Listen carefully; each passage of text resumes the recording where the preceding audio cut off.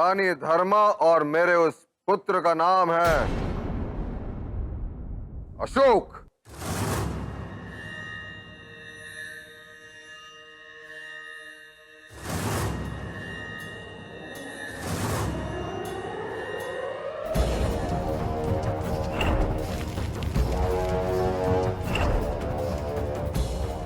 प्रतियोगिता में प्रथम सुशीम आया था, किंतु उसके पिता ने इस बात की प्रसन्नता नहीं, अशोक की चिंता की थी। अशोक, वो भी इन वस्त्रों में? लग रहा है ना ये भी एक राजकुमार। लेकिन ये वस्त्र पहनकर कहीं ये अपने आप को राजकुमार ना समझ बैठे।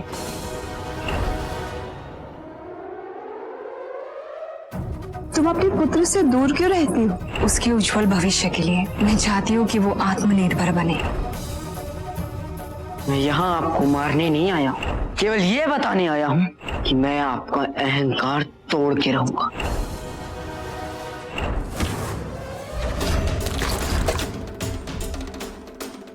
अशोक से क्षमा मांगो।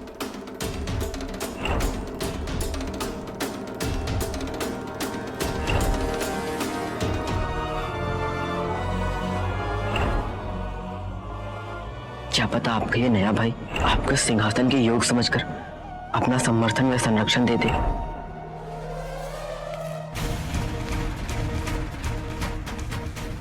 तुम, मेरा मतलब आप मेरे बड़े भाई हैं? आपने बताया क्यों नहीं मुझे?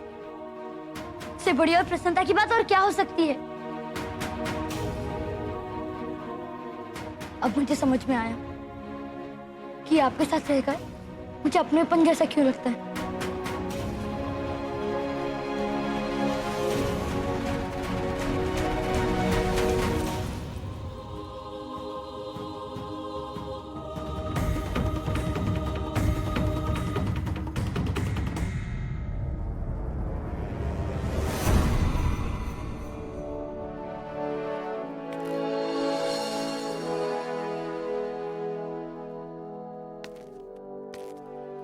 अशोक मेरा भाई नहीं हो सकता।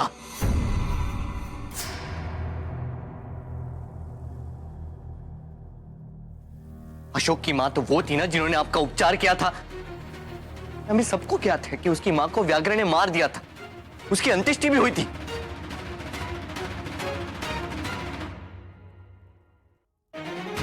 राजकुमार सुशीम, तुमने सत्य कहा।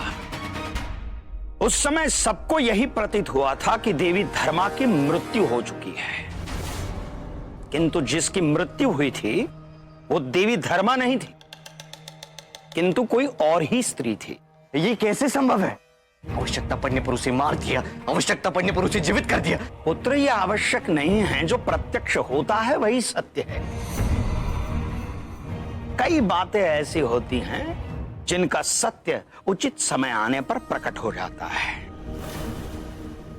और आज कुछ ही समय में सब कुछ स्पष्ट हो जाएगा।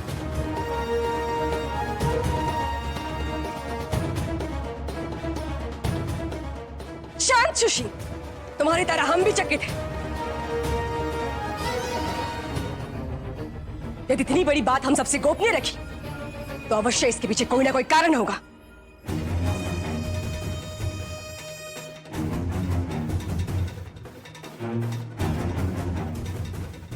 तुम ज्येष्ठ पुत्र हो सुशील, परिपक्वता से अपने उत्तरदायित्व का पालन करना है तुम्हें। समझ रहे हो ना मैं क्या कह रही हूं? महारानी चारुमित्रा, आपने जो कुछ भी कहा सत्य कहा। देवी धर्मा और अशोक के जीवन में ऐसी ऐसी परिस्थितियां उत्पन्न हुई जिन परिस्थितियों के कारण 14 वर्षों तक उन्हें सम्राट से दूर रहने के लिए विवश कर दिया। किंतु आचार्य चाणक्य, ऐसी भी क्या परिस्थिति थी? एक षड्यंत्र, एक विश्वासघात 14 वर्षों के पश्चात आज फिर से स्पष्ट होगा, आज सम्राट के समक्ष स्पष्ट होगा।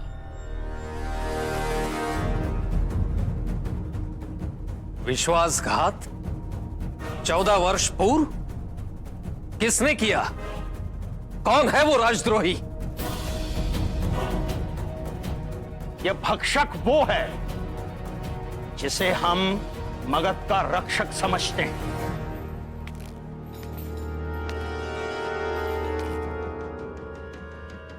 बाबा,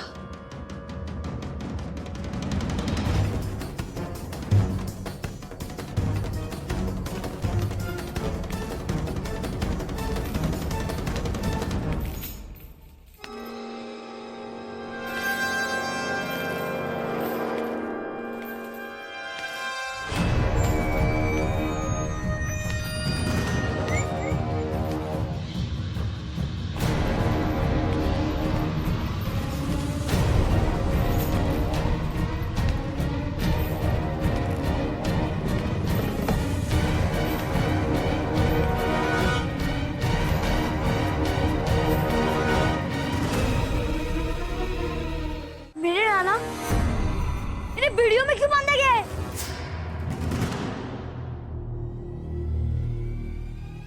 मेरे नाना ऐसा नहीं कर सकते, नहीं कर सकते वो ऐसा।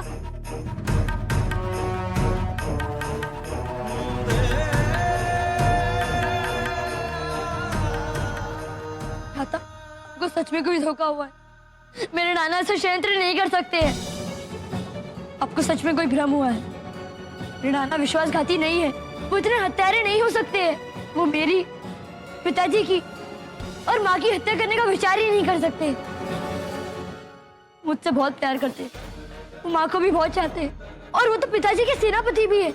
उन्होंने तो राक्षस गृह में रक्षा भी की थी। तो वो षड्यंत्र कैसे कर सकते हैं अशोक?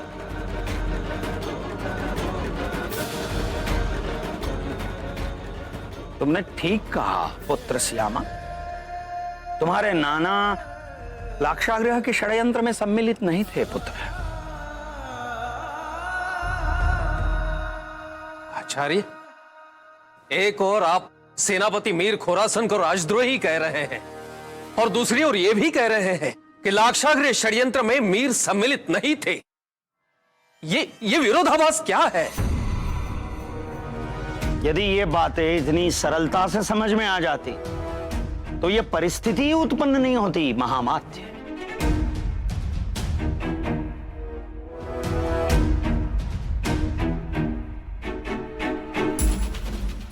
मीर खुरासन द्वारा किए गए विश्वासघात के पीछे जो मूल कारण है उसे समझने की आवश्यकता है। और विश्वासघात वो ही करता है जिस पर विश्वास किया जाता है। तुमने ठीक कहा पुत्र श्यामा। तुम्हारे नाना और तुम्हारी माता तुम पर बहुत प्रेम करते हैं,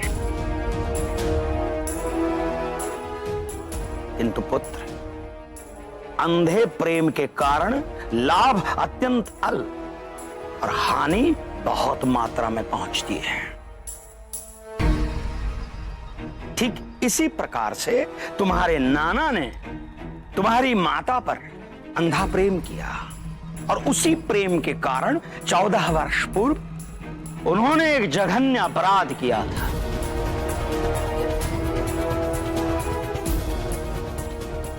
मैं आपसे विनती करता हूं आचार्य, आपको जो कुछ भी ज्ञात है कृपया आप उसे स्पष्ट शब्दों में कहें। महामात्य खल्लटक, सभी को ज्ञात है कि 14 वर्ष पूर्व सम्राट जब आखेट के लिए गए थे, उन पर प्राणघातक आक्रमण हुआ था, और उस प्राणघातक आक्रमण में मीर खुरासन के पुत्र की मृत्यु हो चुकी थी। और महामात्य खल्लटक, देवी धर्मा ने सम्राट पर उपचार करके उनके प्राणों की रक्षा की थी। सम्राट को देवी धर्मा से प्रेम हुआ, उन्होंने देवी धर्मा से गांधर्व पद्धति से विवाह भी कर लिया।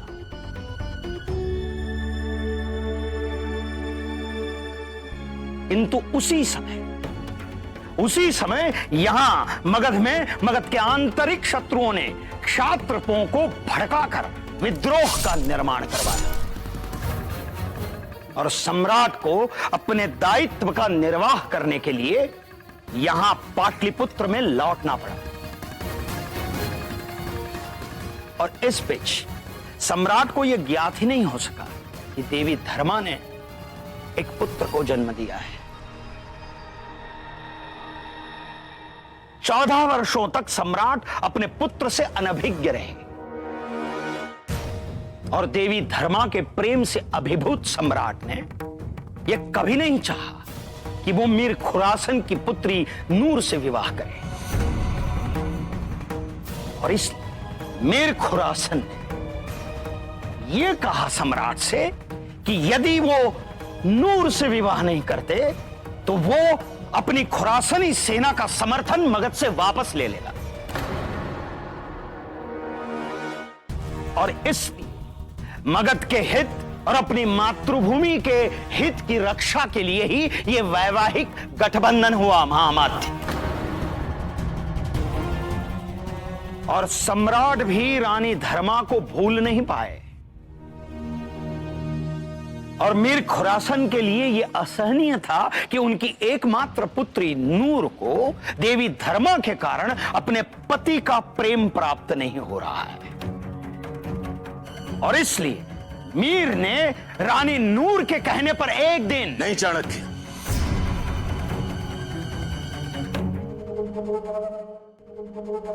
नूर ने मुझसे कुछ नहीं कहा था।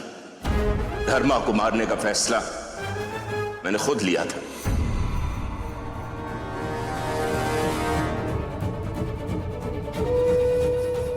कोई भी बाप अपनी बेटी की आंखों में आंसू देखकर उसका कारण समझ जाता है।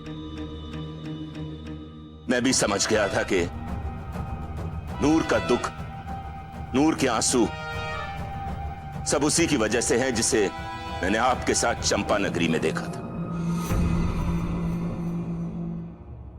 मैं सुनिश्चित करने जब वहां गया तो मेरा शक यकीन में बदल गया। आपने न केवल उनसे विवाह कर लिया था बल्कि आपकी निशानी उनकी कोख में पल रही थी। मैं सब देख के बौखला गया। इसके लिए मैंने सबसे पहले धर्मा के पिता की हत्या की और उसके बाद उनसे यह कहकर कि आपने मुझे आदेश दिया है, मैंने उनकी हर निशानी मिटाने का फैसला कर लिया। मैंने उनकी कुटीर में आग लगा दी।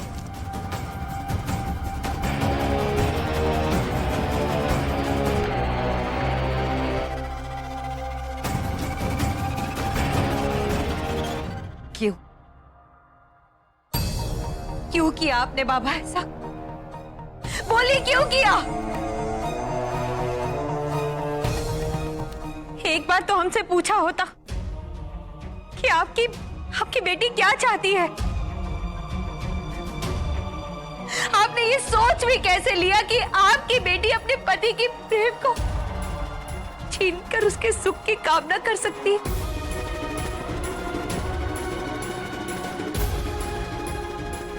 ये सच है कि जब सम्राट ने हमें रानी धर्मा के बारे में बताया था तो इस विवाह से जुड़े हमारे सारे सपने, हमारी उम्मीदें, हमारा दिल टूटकर बिखर गया था।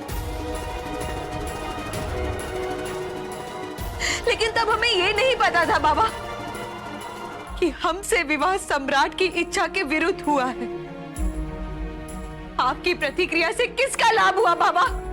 बताइए किसका लाभ हुआ?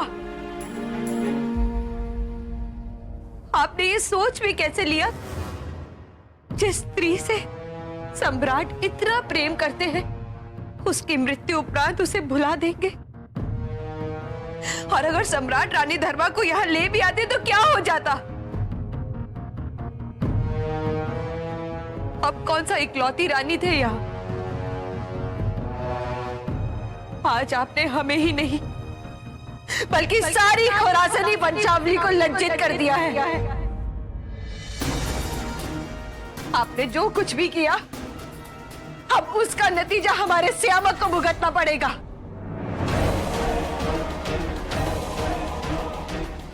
बिना किसी दोष के उसे आपके कर्मों का बोझ उठाना पड़ेगा। आपने सब तबाह कर दिया बाबा, सब तबाह कर दिया। आपने सब तबाह कर दिया। नहीं रानी नूर, ऐसा कुछ नहीं होगा।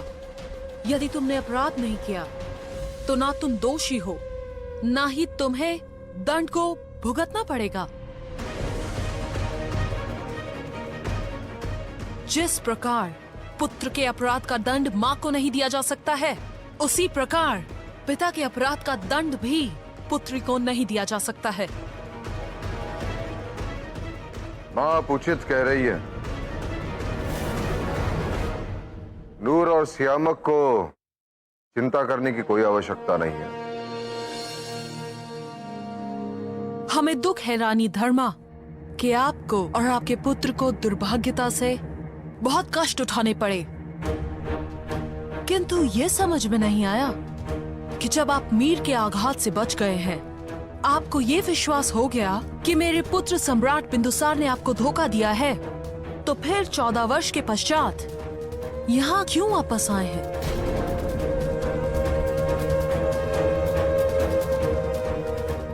इस हृदय परिवर्तन का कोई विशेष कारण है?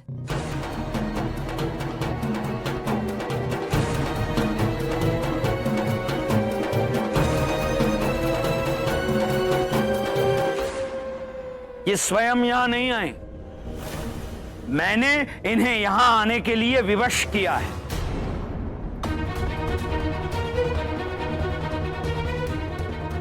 आपको सब कुछ ज्ञात था, फिर भी आपने धर्मा के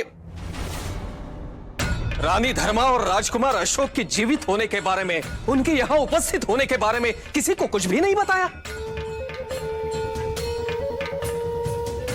स्वयं सम्राट को भी? आखिर ऐसा क्यों आचार्य?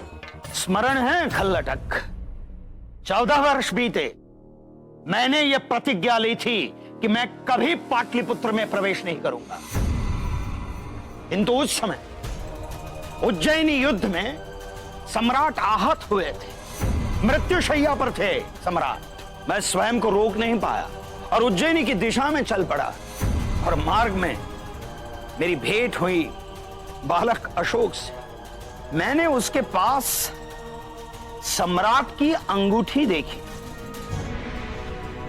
मेरी जिज्ञासा बढ़ी, ये सम्राट की अंगूठी इस बालक के पास कैसे पहुंची?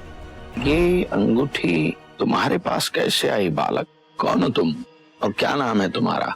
एक भेंट में एक ही प्रश्न का उत्तर दूंगा।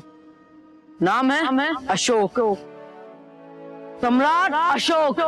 और उस अंगूठी की जिज्ञासा मुझे देवी धर्मा के पास ले आई, और उस समय देवी धर्मा दृढ़तः ये मानती थी कि मीर खुरासन को उनकी हत्या करने का आदेश स्वयं सम्राट ने दिया है,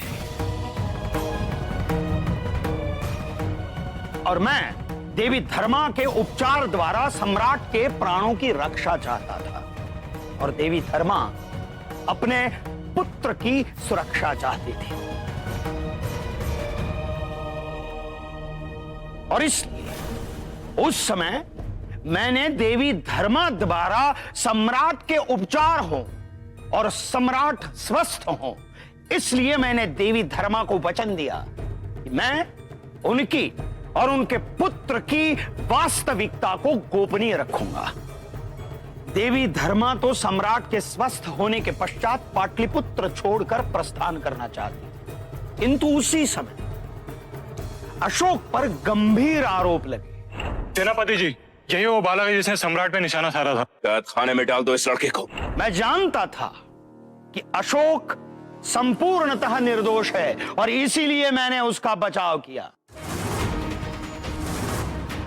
और देवी धर्मा साक्ष्य बनकर सम्राट के समक्ष नहीं आना चाहती थी, और इसीलिए मैंने अपनी विश्वसनीय गुप्तचर को देवी धर्मा के स्थान पर साक्षी बनाकर भेजा था। मैं चाहता था कि अशोक पाटलिपुत्र में ही रहे, और इसीलिए मैंने अशोक पर लगे सम्राट पर आक्रमण करने के आरोपों से मुक्त करा दिया, और उसे राजकीय संपत्ति को क्षति पहुंचाने हेतु 50 पण्य का दंड दिलवा दिया। और मैं जानता था कि देवी धर्मा अशोक को छोड़कर पाटलिपुत्र से प्रस्थान कभी नहीं करेगी, और इस देवी धर्मा सम्राट के उपचारार्थ पाटलिपुत्र में ही रुकी रही।